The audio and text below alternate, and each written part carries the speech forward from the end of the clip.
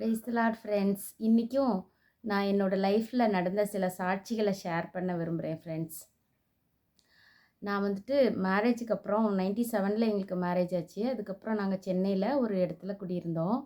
அப்போது எனக்கு தெரிஞ்ச ஒரு ஃப்ரெண்டு எனக்கு ஒரு சிடி கொடுத்துட்டு, அது ஒரு தவறான சிடி.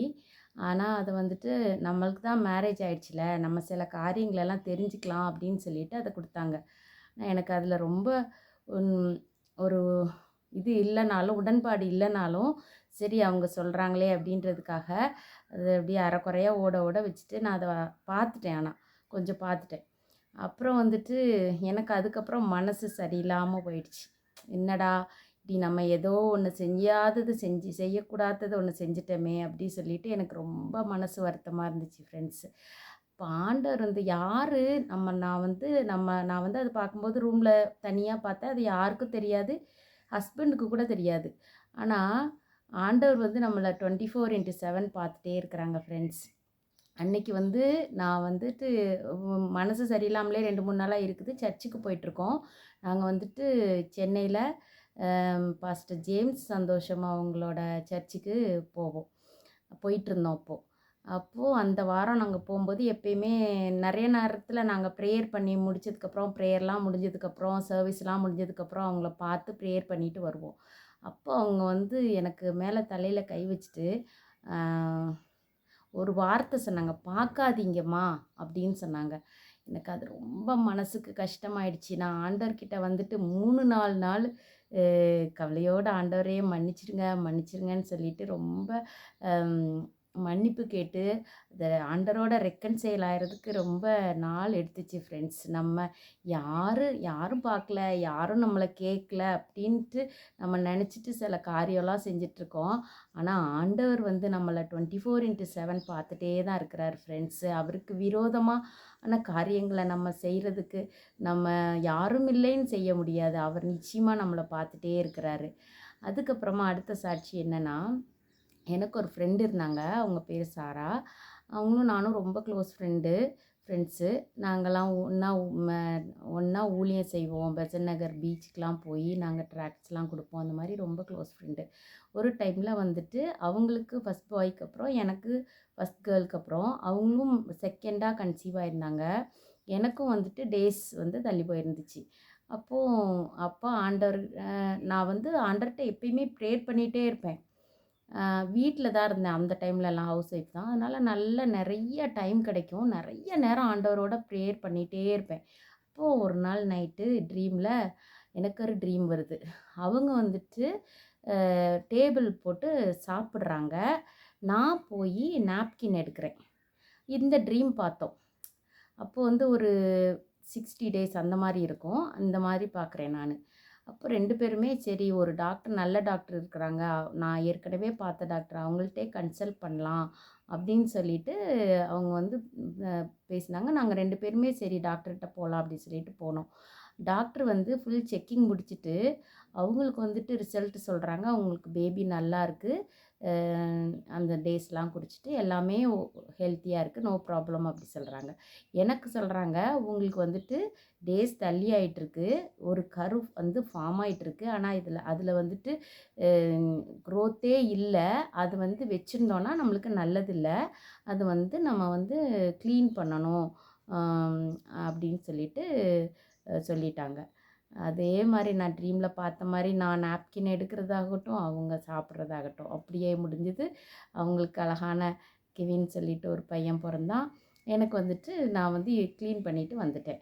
இப்படி ஆண்டவர் தன்னை நம்புகிற பிள்ளைங்களுக்கு, அவரையே சார்ந்திருக்கிற பிள்ளைங்களுக்கு ட்ரீம்ஸ் மூலமாக சொல்லித்தராங்க என்ன நடக்க போகுது அப்படின்னு சொல்லிட்டு.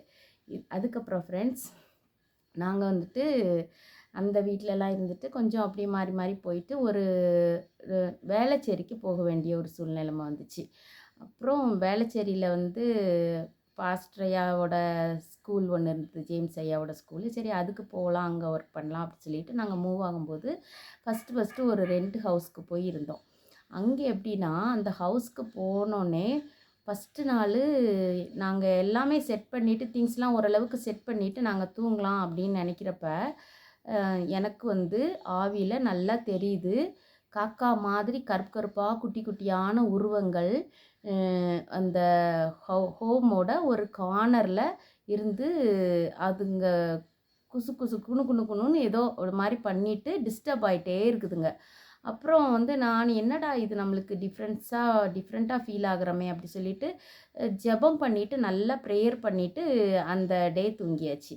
நெக்ஸ்ட் டே அதே மாதிரி நம்ம அங்கே அந்த ரூமில் இருந்தோன்னா உள்ளே இல்லை, வெளியில் அந்த கரண்ட்டு கம்பி பாஸ் போகிற அந்த அந்த லைனில் எல்லாம் அதே மாதிரி குட்டி குட்டியாக கருப்பு கருப்பான காக்கா மாதிரியான காக்கா கிடையாது, அப்படி ஒரு உருவங்கள் வந்து நிறையா வந்து டிஸ்டர்ப் ஆகி இதாகிக்கிட்டே இருக்கும்.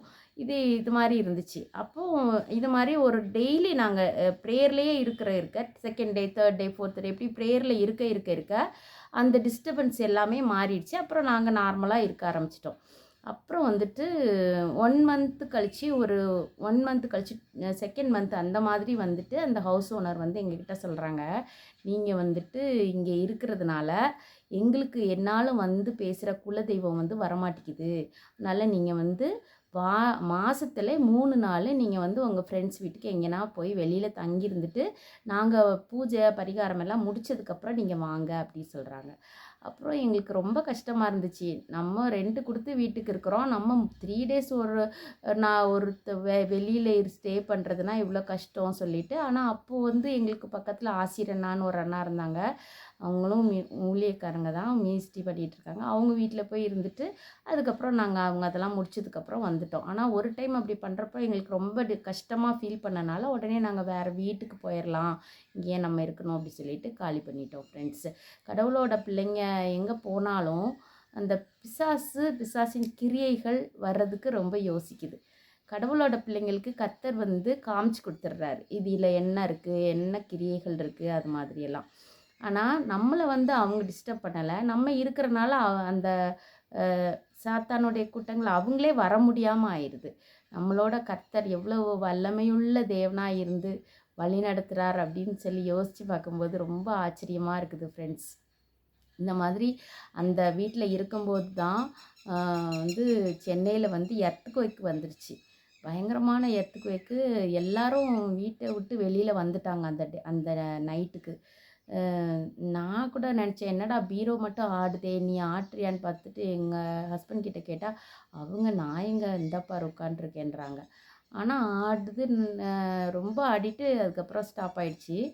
அதுக்கப்புறம் ஹோல் டவுனும் வீட்டுக்கு வெளியில் வந்து தான் அன்றைக்கி நைட்டு ஃபுல்லாக ஸ்டே பண்ணாங்க ஃப்ரெண்ட்ஸ். யாருமே வீட்டுக்குள்ளே போகலை.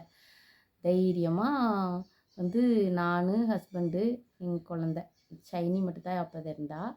நாங்கள் 3 பேரும் நல்லா ப்ரேயர் பண்ணிவிட்டு அதே வீட்டில் அதே ரூமில் ஜாலியாக தூங்கிட்டோம். ஏசப்பாவுக்கு மிஞ்சி நம்மளுக்கு என்ன வரப்போகுது, கர்த்தர் பார்த்து கொள்ளுவார் அப்படின்னு சொல்லிட்டு அந்த நைட்டு பீஸ்ஃபுல்லாக தூங்கின ஒரே ஃபேமிலி நாங்களாக தான் இருக்கோம். சுற்றி பார்த்திங்கன்னா எல்லோரும் வெளியில் வந்துட்டு கொசுக்கடிக்குள்ளே கஷ்டப்பட்டுட்டு போராடிட்டு இருந்தாங்க. ஆனால் கர்த்தரோட பிள்ளைங்களுக்கு அப்படி ஒரு தைரியம் இருக்குது, கர்த்தர் வந்து நம்மளை பாதுகாத்து கொள்ளுவார் அப்படின்னு சொல்லிட்டு. இன்னுமே நிறைய சாட்சிகள் இருக்குது ஃப்ரெண்ட்ஸ், சாட்சிகள் தொடரும்.